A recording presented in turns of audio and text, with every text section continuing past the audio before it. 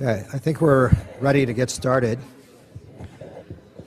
It's my pleasure this afternoon to welcome a friend and colleague, Dr. Mark Gilbert, as this afternoon's Grand Round speaker. Dr. Gilbert is the director of the Mind-Body Medicine Skills Group program at the Arizona Health Sciences Center. He's also the director of the Professional Development and Associate Director of Psychosocial Oncology at the Arizona Cancer Center. The former Director of Consultation Liaison Psychiatry in our department, and an Assistant Professor of Psychiatry at the University of Arizona College of Medicine. Dr. Gilbert has practiced psychiatry for over 3 decades after graduating from UCLA's residency program.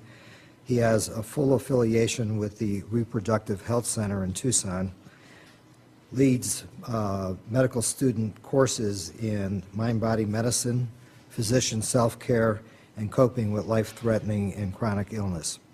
He is a contributing member of the Psychosocial Oncology and Mind-Body Medicine for the Integrative Oncology Fellowship and Student Elective Program, respectively, at the Arizona Center for Integrative Medicine. He is also a board member of the newly constructed International Network for Integrative Mental Health. Dr. Gilbert was the co-director of one of the first integrative medical clinics in Canada and the director of the Eye of the Hurricane Mind-Body Medicine Skills Group program in Toronto for over 15 years. This afternoon, Dr. Gilbert will be discussing humanism and healthcare. His topic is entitled No Time for Compassion, Humanism and Healthcare, definition, implementation, and challenges for 2011. And I should add that Dr. Gilbert has nothing to disclose that would represent a conflict of interest in today's presentation. Dr. Gilbert. Thank you, Dr. Mishashik. Hi, everybody. So today we're going to talk about a topic that one would hope one wouldn't have to talk about, that it would be a natural phenomenon.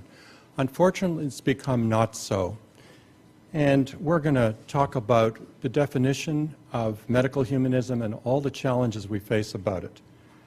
This talk is going to go for just over an hour or so, and I'm going to end the talk in an unusual way, perhaps, for Grand Rounds. We're going to do a meditation to end this talk. And so I'm going to ask you, if you have to leave, please leave just before that meditation and not during it. It's only 2 or 3 minutes long. Hippocrates, the forefather of our field, said, quote, "The patient, though conscious that his condition is perilous, may recover his health simply through his contentment with the goodness of the physician." Wow, what a statement. I'm going to talk with you for the next several minutes about a case example. In medicine, psychiatry, we give grand rounds, you have to have a case example. So I'm going to give you a case example. This case example is a very personal case example, because this case example was about my mother. This case example also happened in a hospital in Toronto, Canada.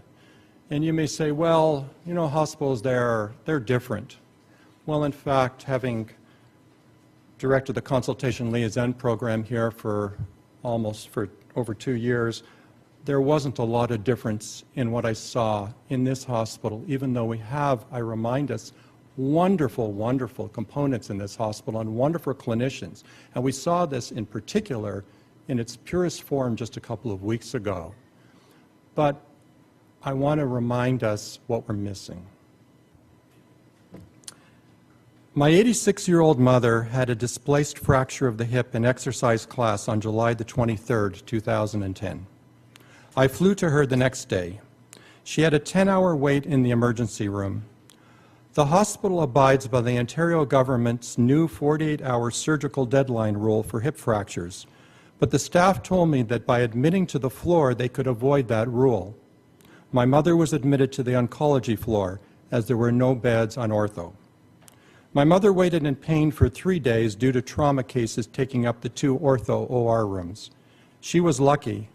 On day 3, she was becoming delirious, asking if we saw the bugs on the drape and ceiling. As you know, or hopefully you know, for elderly patients waiting for hip fractures, the longer they wait for surgery, the much greater their morbidity and mortality rate is. That's been proven through research.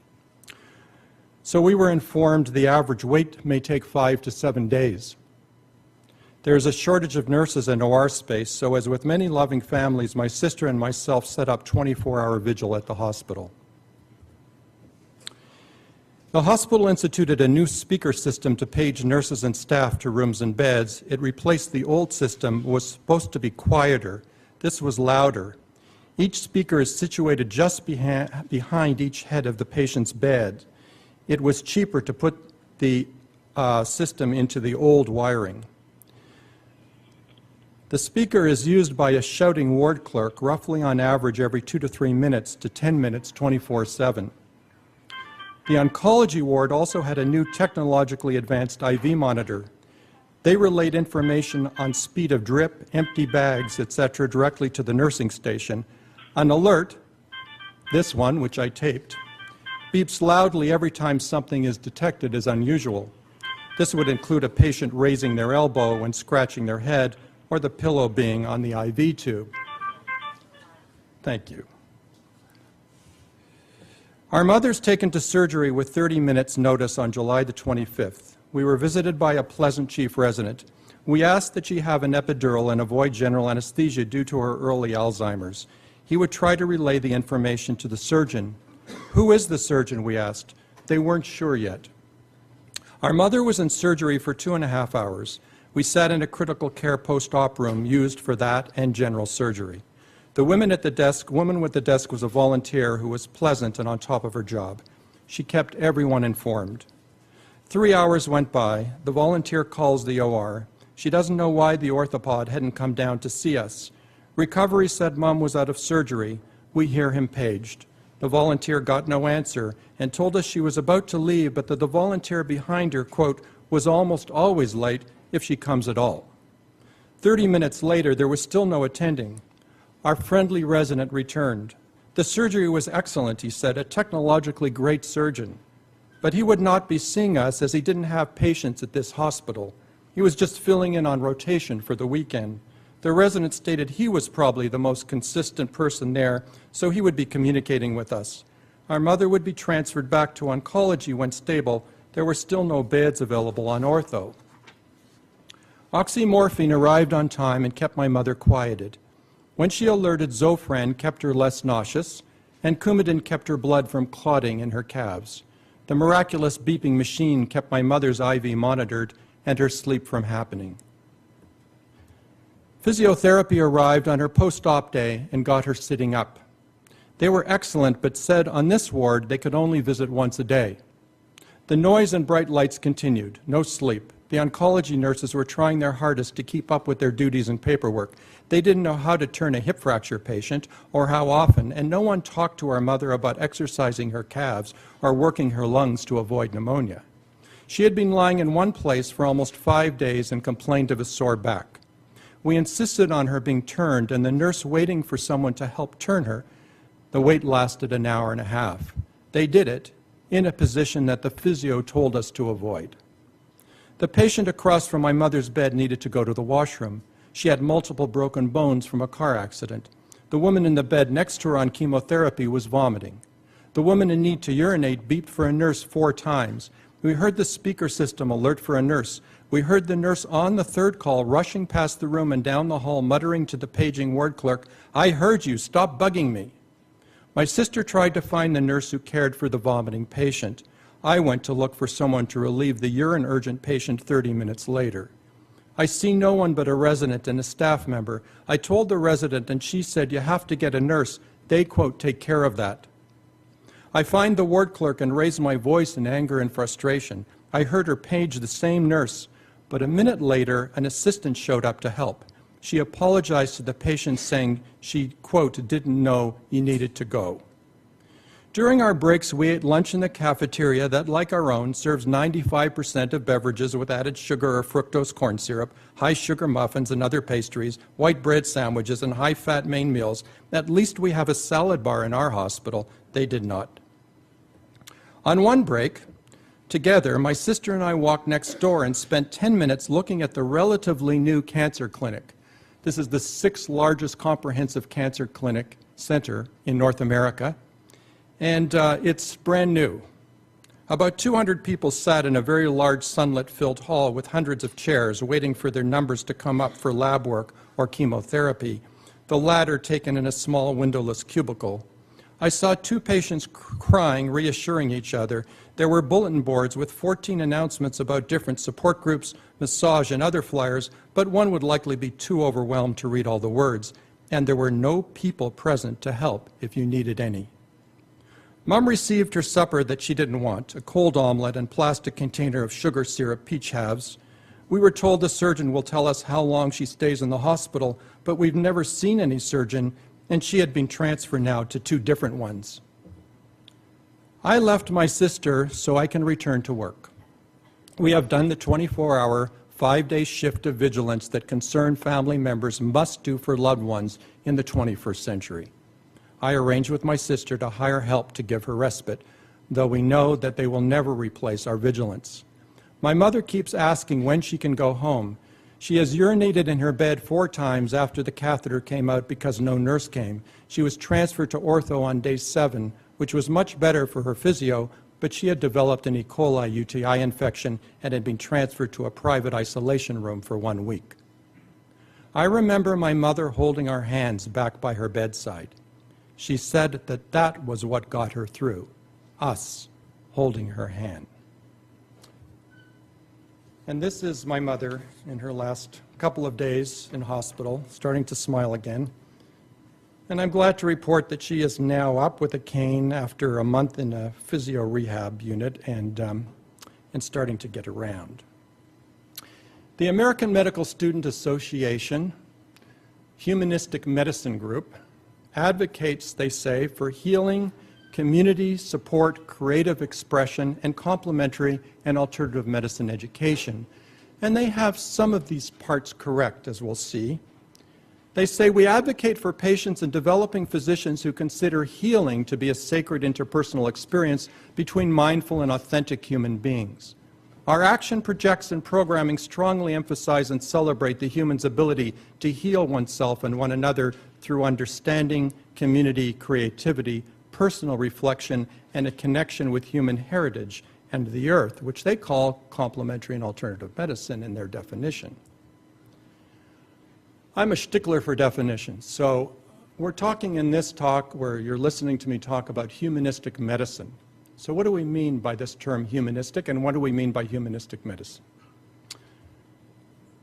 Mosby's Dictionary of Complementary and Alternative Medicine says humanistic healthcare is an approach to medicine that emphasizes the relationship between caregiver and patient, characterized by collaboration, dignity, empathy, and trust.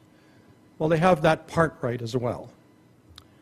The word humanism actually has come to mean a philosophy about how to live one's life. It is a model of thought or action in which human interests, values, and dignity are taken to be of primary importance. It is not the same as humanities. Those words are separate and different.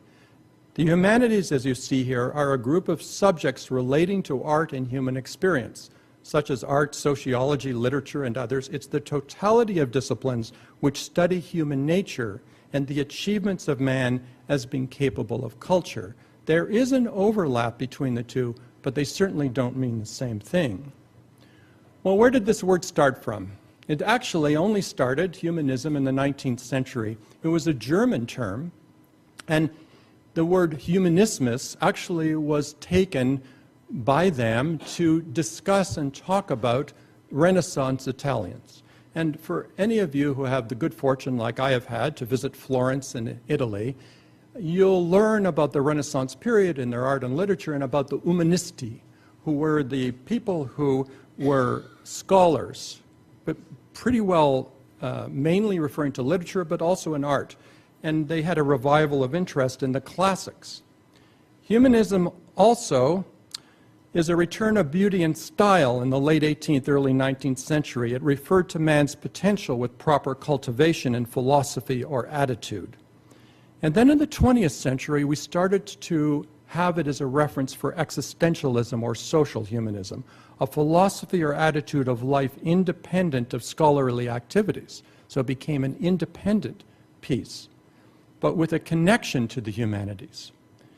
There's also, of course, this term humanism with a capital H, which is a stance, a comprehensive life stance that upholds reason, ethics, and justice and rejects supernaturalism. Well, the 21st century, over this past 50 years, what do we have?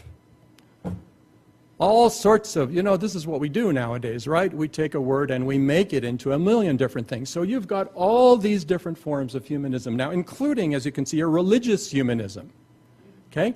So humanism has really, but we're talking here about medical humanism. I like this I put this together just as a little reminder to myself, HM equals CAM to the third. So really the components that the AMSA had talked about compassion, awareness, and mindfulness, client-centered, authentic sharing, meaning and purpose, and with the implementation also of complementary and alternative medicines. But that's not the whole picture either. This says, does it say anything about secular humanism, as Moses was coming down with his tablets? Humanistic medicine. So where did this term develop? Well, it actually started at Esalen in the early 70s. And for those of you who are that old like me, you'll know that Esalen was a center of real existential and experiential awareness, especially in our field back in the 70s. A lot of Gestalt exercises going on there. But there was another serious-minded group which started to develop what was called the Program in Humanistic Medicine. 20 carefully medical professionals, selected medical professionals, met monthly for 3 years. One of the colleagues who I love, who's coming here to talk in March, Rachel Remen, was a member of that group. They came to explore various human growth methods, somatic disciplines, Eastern spiritual practices, and alternative medical models to a more humane practice of medicine. And this program also trained and consulted for SAMA, the Student American Medical Association, which became AMSA. They acknowledged mind, body, and soul, an emphasis on empathy, patience, and compassion. They addressed the part of suffering that is about being isolated. They used narrative medicine, storytelling, and active listening, utilizing empathy, reflection, professionalism, and trustworthiness, and patient empowerment, which is a tough one in our field, an equal partnership between patient and physician, not a hierarchy, to avoid obscuring the humanity of the patient. And came up, finally, with this definition. The first definition, really, seen in this field. With the term humanistic medicine, we refer to a mode of practice that promotes concern for the experiences of our fellow humans and practices compassion, beneficence, concern, gentleness, communication, patience, fidelity to duty, and virtue. So humanistic medicine today also has another couple of terms related to it, which is patient-centered medicine, which is kind of a weird one because isn't that what it's always supposed to have been? But now we've had to force ourselves to come back to that, or client-centered versus case-centered or illness-centered. The Aussies down under don't use the term humanistic medicine. They use the term values-based medicine, but it means roughly the same thing, and their emphasis is on the value of the individual human life in quantity and quality, and the importance to both individual and communities about human security and nourishing. Albert Schweitzer. Ethics cannot be based upon our obligations towards people, but they are complete and natural only when we feel this reverence for life and the desire to have compassion for and to help all creatures in so far as it is in our power. I think that this ethic will become more and more recognized because of its great naturalness and because it is the foundation of a true humanism towards which we must strive if our culture is to become truly ethical. Here's an example of not humanistic medicine. You've got a lousy bedside manner. In the modern era, the science of curing has overshadowed the art of healing. Because of the success of science, we lapse into a belief that science alone holds the keys to the relief of suffering. Sula Barron at Stanford had this wonderful statement: we have lost the balance in the learning and professing of medicine between knowledge, science, and wisdom, humanism, and have become a group of professionals who are brilliant and relentless in memorizing and understanding complex facts, but who flounder in the application of those facts to human beings. I would have been here sooner if not for a wonderful, caring, competent doctor. In the healthcare fields, humanism is strongly linked to authentic professionalism. It's a way of being. It involves a passionate service to help our fellow human beings. Healing. Now, in other grand rounds and at other times, I have talked about this definition, which I developed over that period of almost 20 years co-directing that integrative medical clinic in Toronto. And this is out of seeing those thousands of patients and looking wherever that word came up, very rarely in major medical journals in the past 50 years, we came up with this definition. Healing is an intentional process by which a human being is motivated to accept their authentic life through the exploration of internal thoughts, feelings, physical and spiritual connections in a non-judgmental way and in a trusting environment. As the result of this acceptance, meaning and purpose transforms suffering, and the individual's perception is that life's harmony and integrity are restored. And I may have mentioned before that I say this literally of people who I take intakes for, who I do assessments for the Eye of the Hurricane group. These patients who have life-threatening and chronic physical illnesses and conditions, I make sure they read this definition on my wall, or I read it to them wherever I am so they know what they're getting into when they come into our group. And I have to tell you, over half of them, over half in 15 years become teary-eyed. Why is that? Why would they become teary-eyed looking at this definition? Because they're not getting it anywhere else in medicine. They don't hear about it, and it's not being addressed in most places. Healing involves communication, integrity, respect, and compassion. Active listening, understanding of the biopsychosocial context, trust, empathy, humor, appropriate self-revelation, psychosocial therapeutic strategies. It is the central goal of the humanistic physician. It is fundamentally individual and irreducibly personal. For effective healing, my strong bias over all these years of doing this work of 3 decades is who the healer is as important as what the healer does, practicing an authentic joining of science and art. So the central goal for students is to understand how their personal histories and their own personal lives, their values, attitudes, and biases affect the care of patients, and to be used for the patient's benefit, to ensure they care for themselves physically and emotionally and seek opportunities for enhancing that personal awareness and personal growth. And we are starting to lose that in our field of psychiatry. There's a need for medical students, residents, nursing, and physician self-awareness and self-care groups, whether they be mind-body groups, finding meaning in medicine groups, or others. Self-awareness is the prerequisite to healing and should be a mandatory component in the training of all healing professionals. Rachel says this statement, which I really I think needs to be buttoned down to our walls. When we fix a person, we perceive them as broken, and we act to cure them. The schooling of medicine teaches us what is wrong and how to fix ailments. For a patient with chronic illness and or life-threatening illness, fixing is a goal, but also may be a form of judgment. When we serve a patient, we see and trust their wholeness and foster their hope and promote healing. Moses ben Maimonides, the famous physician, teach your tongue to say, I do not know, and you will progress. So in psychiatry, of course, one of the first things students learn is about the mental status examination.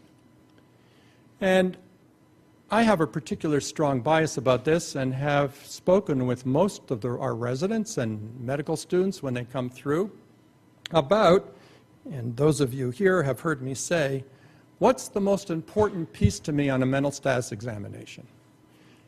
And what is the most neglected piece on a mental status examination? So which is the one missing here? What's the piece missing in this list? Judgment. Thank you, Michael.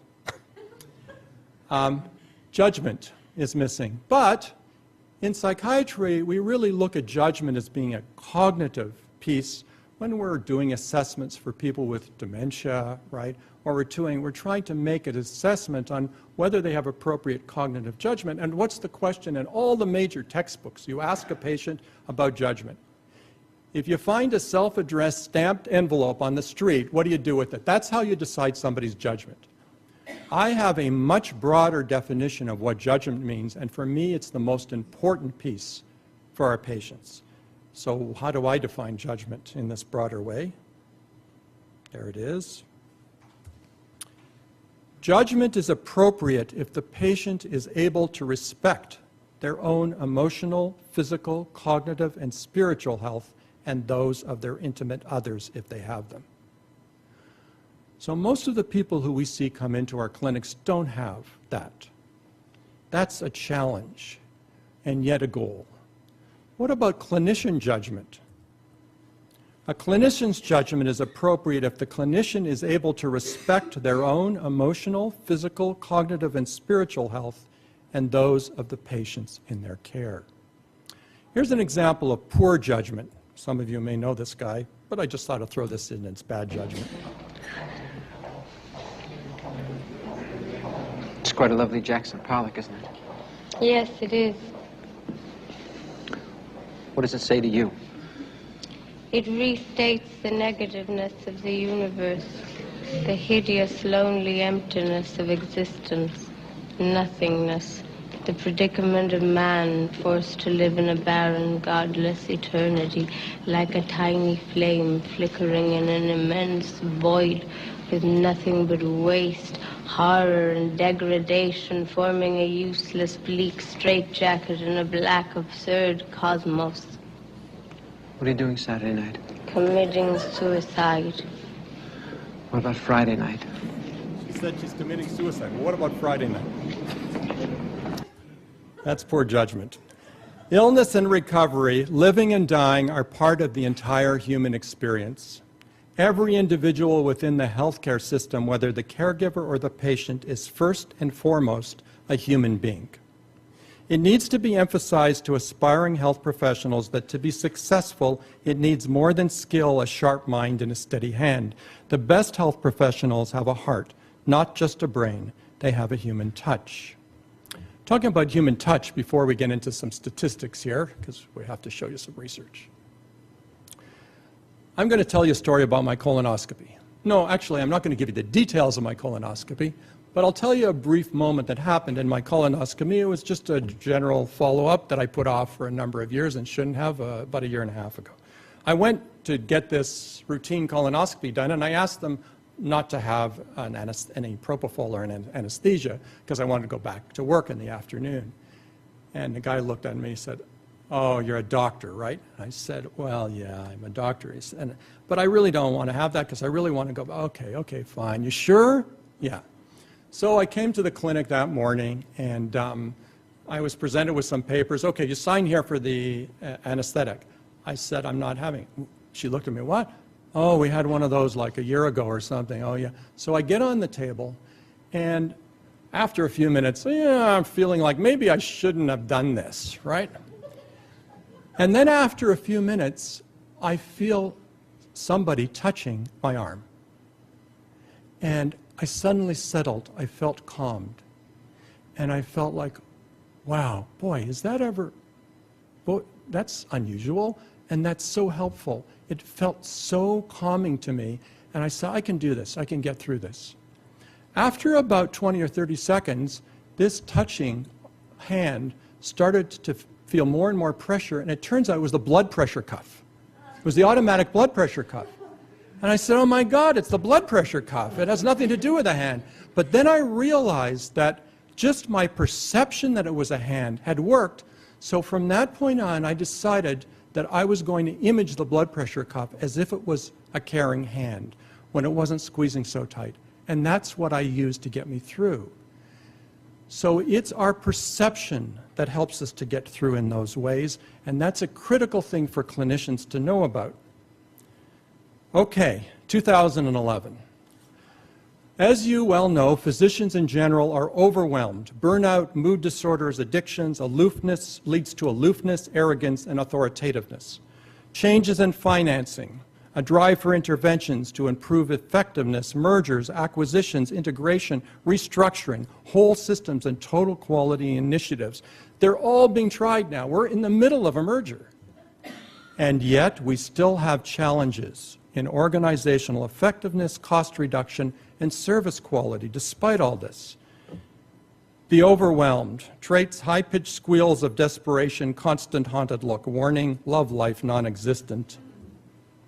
The cost of our healthcare system is about $2.3 trillion right now in this country, and as some of you may know, the World Health Organization lists us again this year as 37th in terms of rating as quality care in the world. We're one above Slovenia.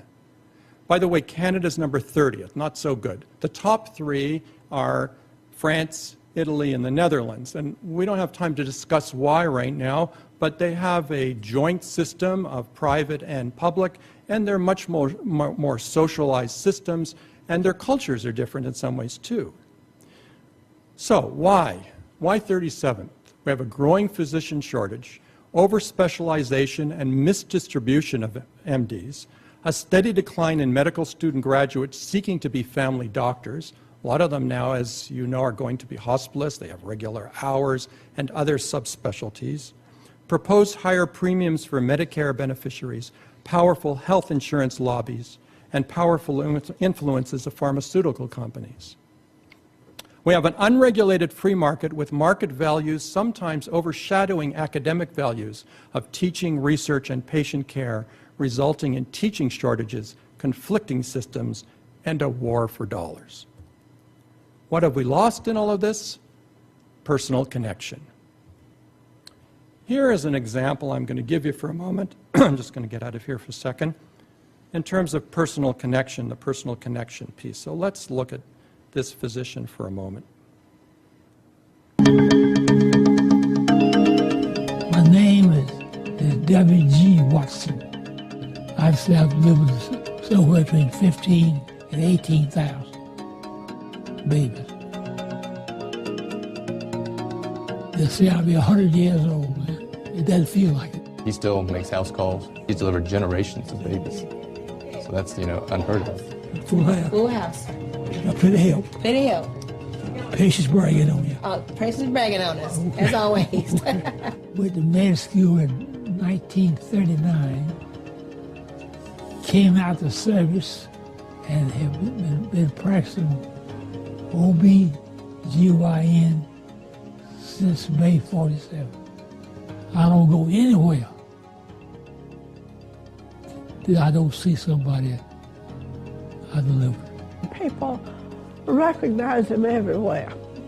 And if we go to Publix, he likes to go in, and he delivered 3 of the bag boys there. I stopped delivering babies in '96 and stopped surgery around the same time when my vision was not as good.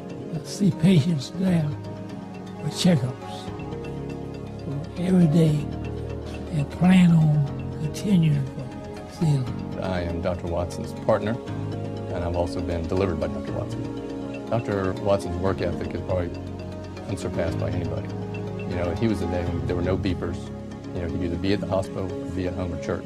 The police would stop him in the highway and find him if he had to come back to the hospital. Lots of families, I live with the mother and I live with the children. I've been a patient of Dr. Watson's for 58 years, going on 59. Dr. Watson delivered all my babies. You couldn't find another one like him because he's the best. He delivered all 5 of mine. and he delivered 12 of the grandchildren.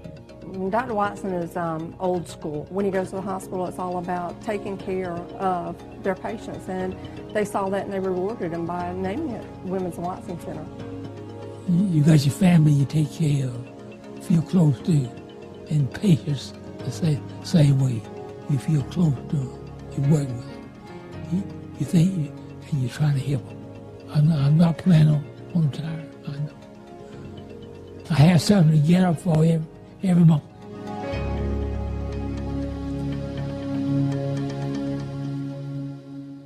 Okay, so our physician. Now, 23 randomly selected obstetrics and gynecological residency programs in the United States were studied 4.5 years ago.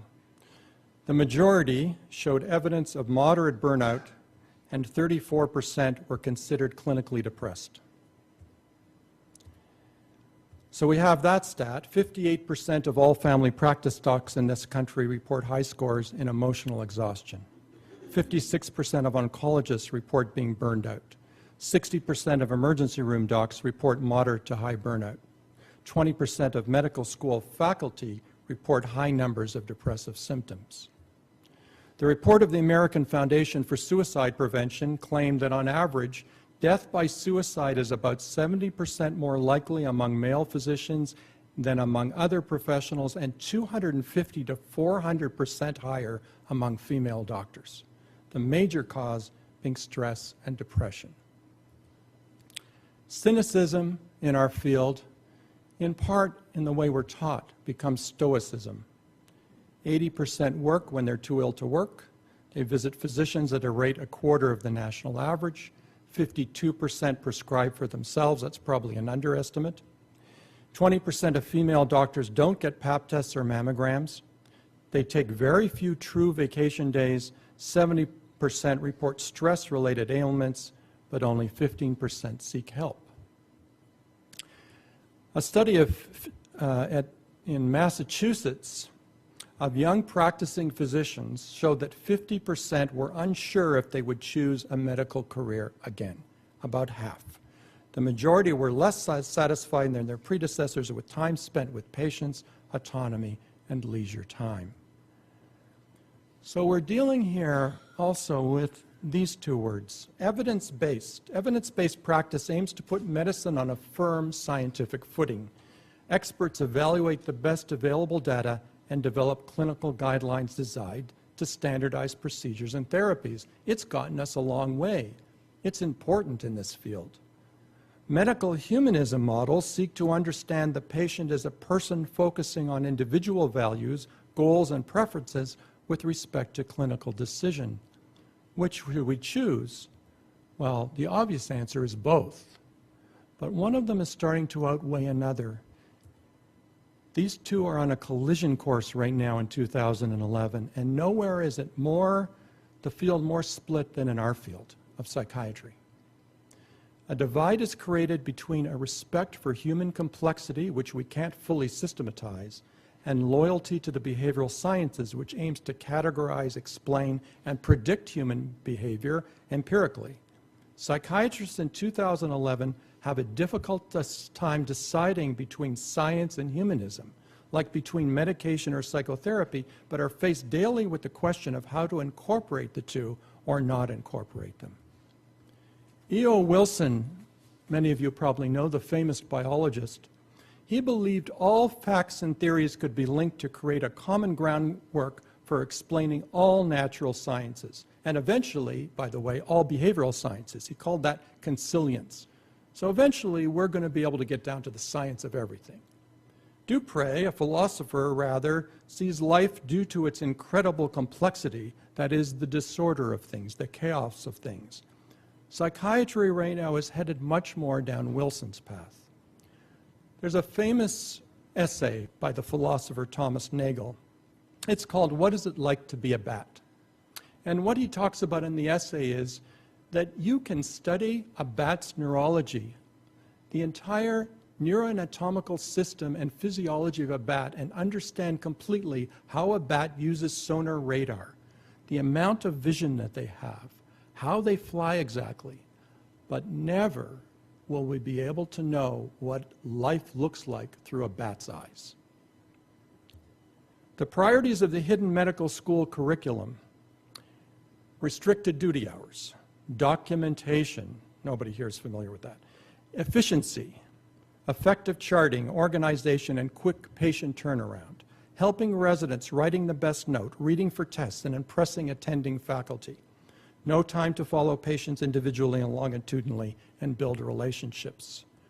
Where is the balance between ever-increasing durable technologies and the humanistic elements of empathy, caring, civility, integrity, and generosity?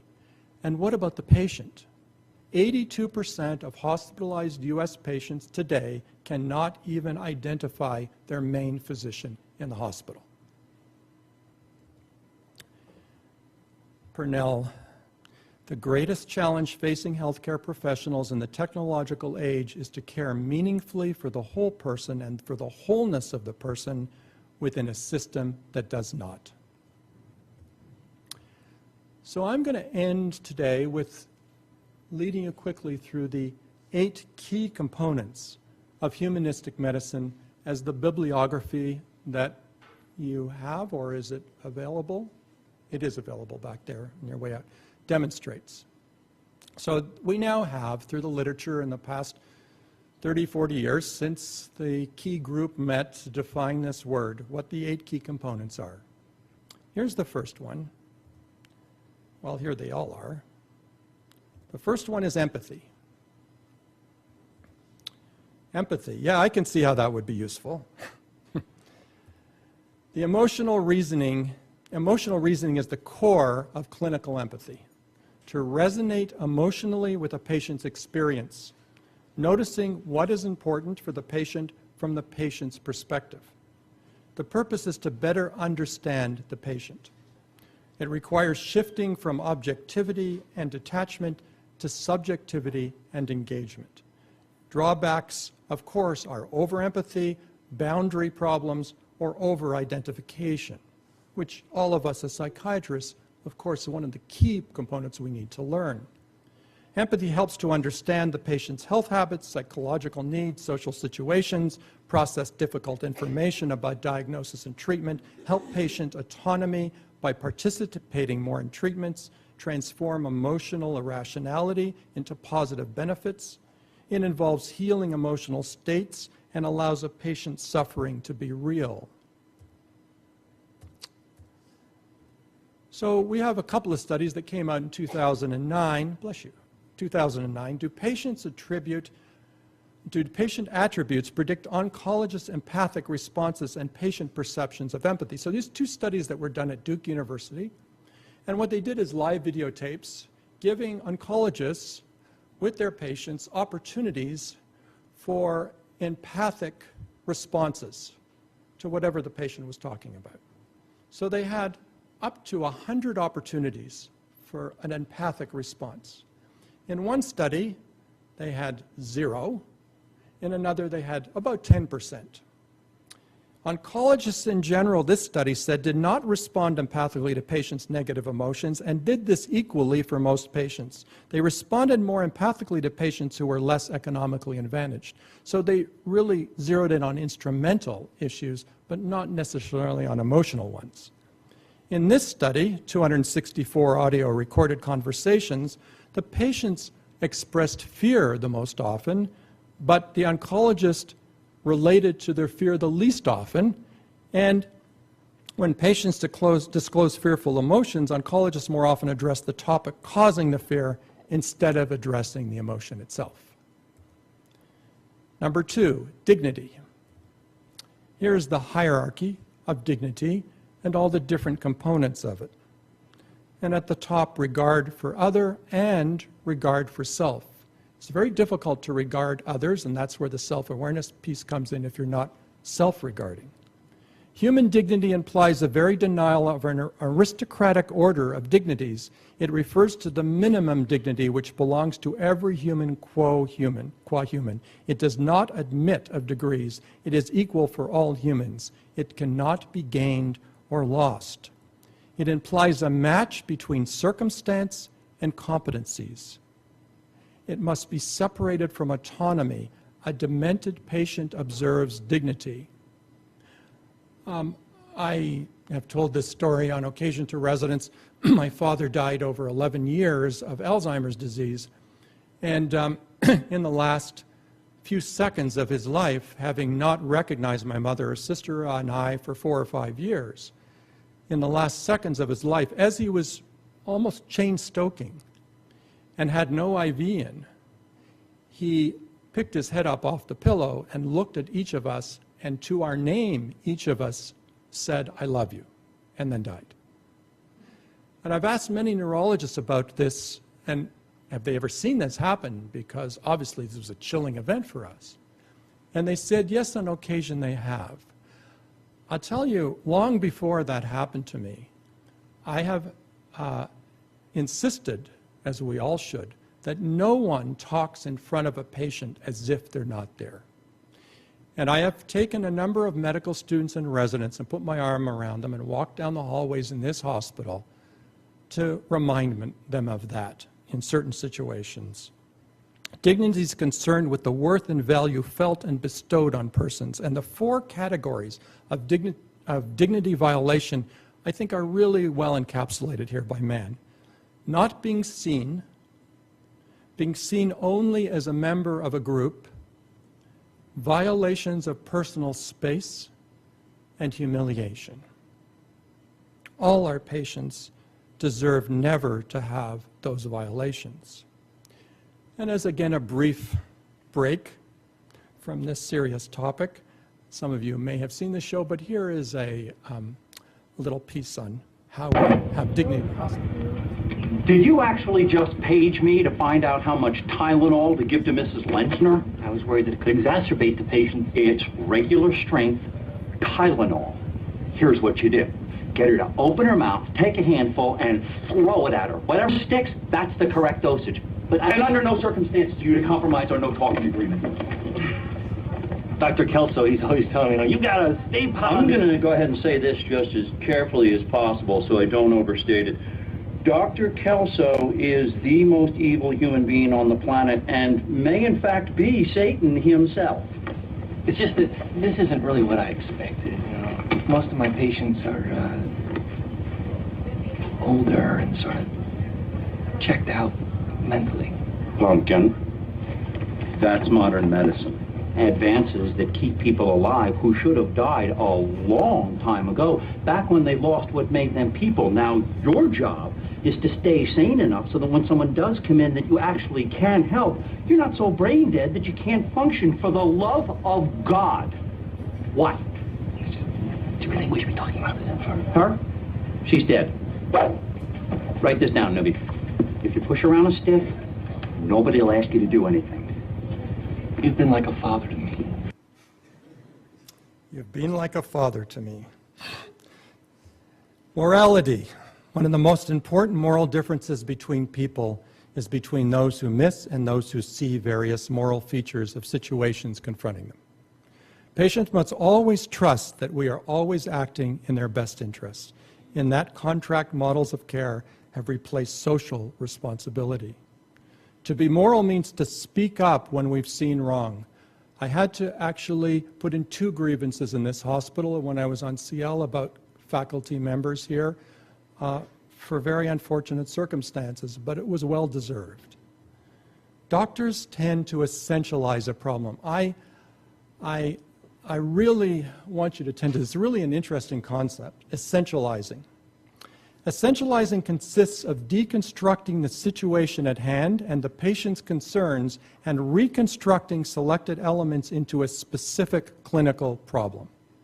Through this reconstruction of the clinical problem, it becomes possible to handle the problem within the scope of biomedicine. We have an answer. Concretizing and essentializing leads to existential filtering. Overlooking existential meanings and focusing on purely functional aspects of patients is an integral part of clinical practice, and it's not an individual flaw. In fact, it's beneficence. But the moral lessons for doctors is that even if their clinically sound decision is morally motivated, it may not necessarily be the morally good thing to do. Mark Twain, always do right. This will gratify some people and astonish the rest. Self-reflection. Number 4.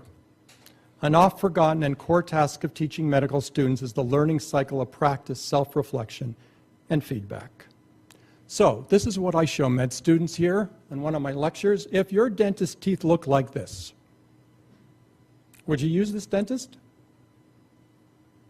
If your contractor's house looked like this, would you hire this contractor to build your house? If you, as a physician, have little insight and take little care of your mind, body, and soul, should a patient trust you in caring for her or him? Well, most do, it seems. So, in some of those lectures, I give examples, and I don't have the time here to give you all the examples I give, but I'm just going to give you a little snippet of an example. You are the ED resident. Patient is these are all actual patients who were seen in this hospital. The patient is a 76-year-old man who has been sent by an assisted nursing home. His wife died of cancer 14 months ago. His 3 closest and only friends all died in the last 2 years. He has been told he has early Alzheimer's disease. He has no living relatives. He has been starving himself to death for the past month with the intent of killing himself. He pleads with you not to hospitalize him. What feelings are generated in you about this scenario? Does it remind you of any part of your own life story? Does it create any conflicts for you? What feelings do you have in approaching this patient? What areas of your own vulnerability may it tap into, and what areas of strength? So I'm only showing you this because it's an exercise, a beginning exercise in self-awareness with many different kinds of scenarios. Sir William Osler, wonderful physician, Canadian, eh? Yay. It is much more important to know what sort of a patient has a disease than what sort of a disease a patient has. Authenticity, a critical component. An authentic life is the most personal form of worship. Everyday life has become my prayer. So, authenticity, respect, telling the truth, accountability, accepting moral agency, being truthful with oneself and others, professional accountability, tighter links between experience and assessment, seeking what is best for the student, from equanimity to responsibility, accountability to patients, team members, and society, leading to practical wisdom. Humanistic health management. Wow. Well, this is a wonderful statement back in 1925 by Max Weber, who helped to discover bureaucratization, where administrative functions were carried based on purely objective considerations. The more it is developed more perfectly, the more it is dehumanized, the more completely it succeeds in eliminating from official business love, hatred, and all purely personal, irrational, and emotional elements which escape calculation. This was the model that much of our industrial era was built on. Now we've come full cycle. And in fact, I could show you, and this is a short version of this talk, but there's about 10 or 15 major models that happen between these. But now we move to alternate models, when employees embrace organizational values that support caring and compassion. Excessive micromanagement, direction, and supervision concerning their behaviors we now know is unnecessary. There's research proving this. Some is necessary with incorporation of expectations and rewards for communication and positive behaviors. And a sample of positive expectations uses Cooper-Ryder's concept of appreciative inquiry, the artful creation of a positive shared image of the future, one of the things that Dr. Weiss and I are looking at, hopefully implementing at the Cancer Center. The role of women in healthcare, critical components of humanistic medicine. And I'm only going to touch on this very briefly because at the Women's Health Conference this year, I'm going to talk about it in more detail. Women are 44% of the medical school enrollment, and that rate is rising. Minority in some specialties and overrepresented in other medical specialties like family physicians and pediatricians. They form the majority of residents now in family and community medicine programs. In general, women are less likely to work excessive hours and past the age of retirement. They have fewer patients per hour. They have better communication skills, including more preventative care. And the question is, will these findings affect health outcomes? Do we really have to do the medical managed model of, let's see, how many patients can you push through so we get our buck through? Or actually, are we being more efficient in a model that women can provide? Well, we're getting some little hints that that model that they're providing is certainly a more optimal one. And that's for more detailed discussion. Compassion, the last piece, perhaps the most critical piece in humanistic medicine. David Schlimm, the wonderful family physician up in Jackson Hole, Wyoming, he started the first Western medical clinic in Kathmandu. And he worked for some time in the Nepal General Hospital there. And he is a wonderful man who's written a book, Compassion in Medicine, with Rinpoche, talking about the gift of compassion in medicine, the act of relieving the suffering of others. Compassion, he's shown, can be trained. Medical students are often fatigued, and the patients who they deal with have their fear and hope augmented due to illnesses. Students reach their limit, as do faculty, and their limit is their limit. Do we have to carry more of others' emotions to be compassionate? So he talks about, from Buddhist philosophy, this model of conceptual versus non-conceptual compassion. Some of you here may be very well aware of that. Conceptual compassion, which is very often used in our Western society, is the try harder model. Try harder by using the charge in your battery and ration. Okay, I'll go see this extra patient tonight in the hospital because I really want to do it. They're suffering, but I'm so exhausted. It eventually runs down, or it can't charge to the same level. You need a holiday. You take the vacation, you come back. A few hours after you come back from vacation, you feel exhausted. Where did the vacation go? Non-conceptual compassion is not about that. It's spontaneous warmth and compassion that pre-exists. It's already there. It doesn't need an object to exist, and it doesn't ever disappear. There's no wearing down of it. Clarity of natural wisdom and consciousness, that is, you can perceive anything, but you don't form a concept based on it. Attachment to thoughts and emotions, he says, cloud our compassion. We are naturally more compassionate when we are relaxed.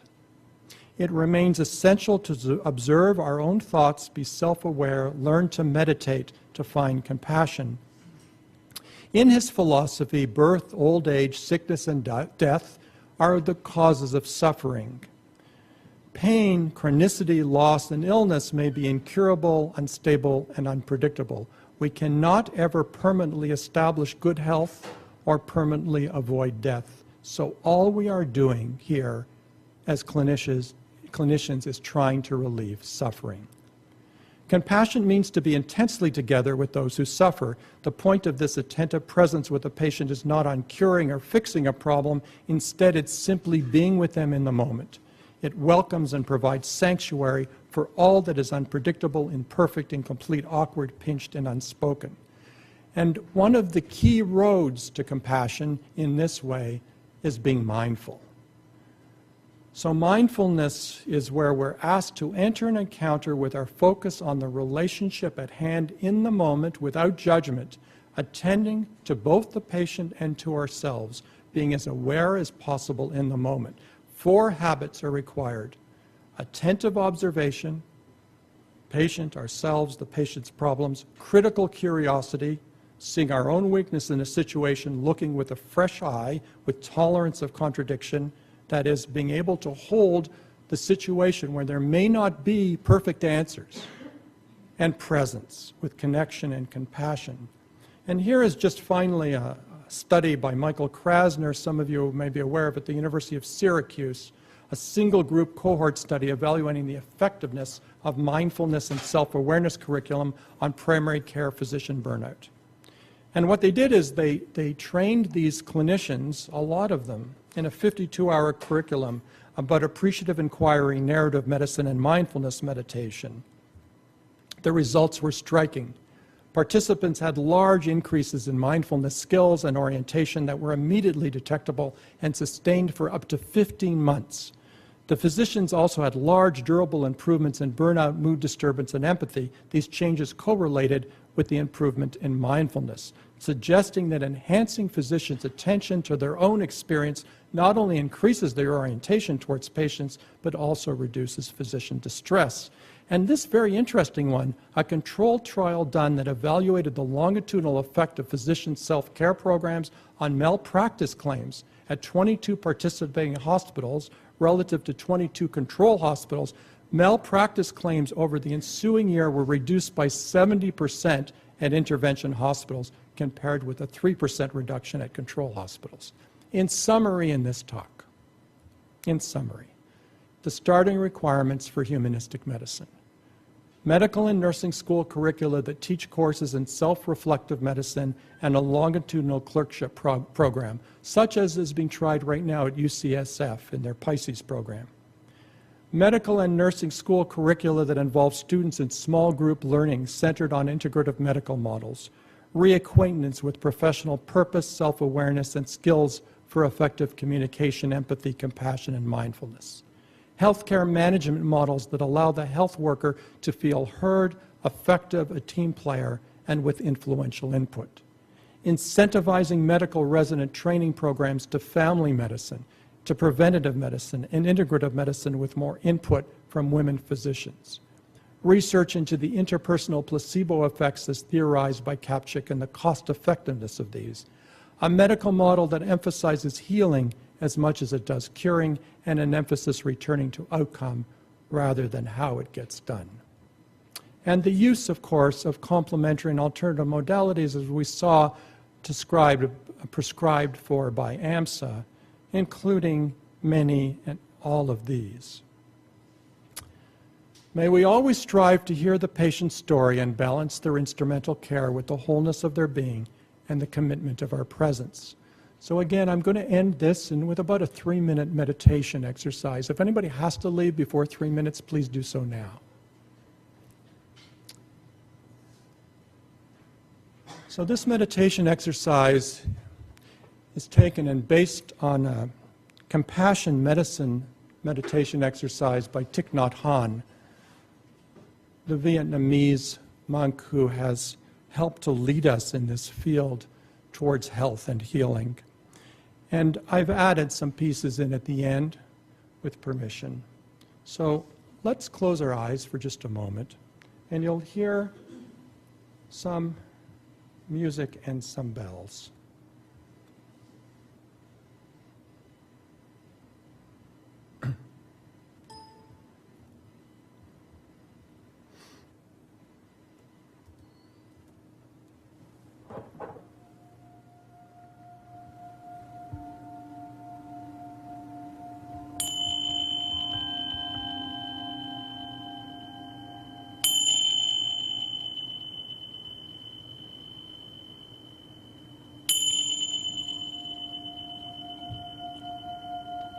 May the sound of these bells penetrate deep into the cosmos.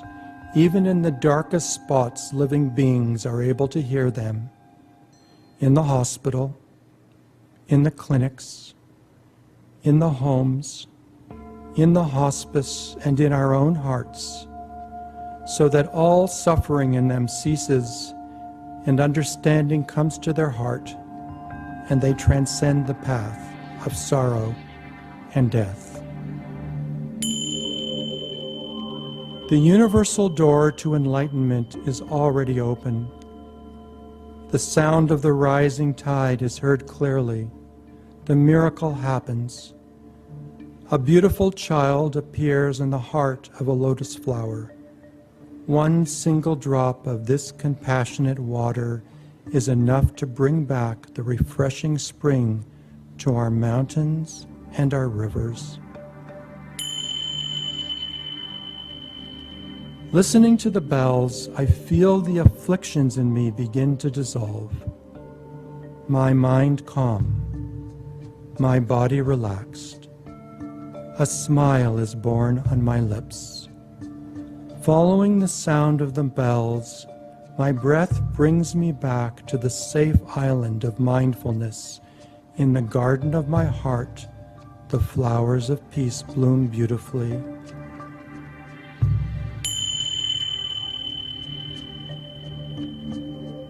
I hold in my mind a dedication to my trade and release from my heart the compassion to heal for myself and then my patients. On the next chime, I will slowly open my eyes and return to this everyday state of reality with mindful awareness and compassion for my imperfections, so that I may carry on my day with authenticity and with greater peace, joy, serenity, and compassion for my work.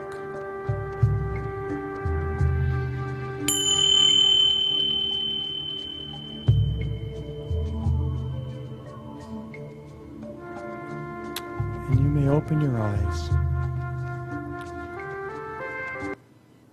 And I thank you.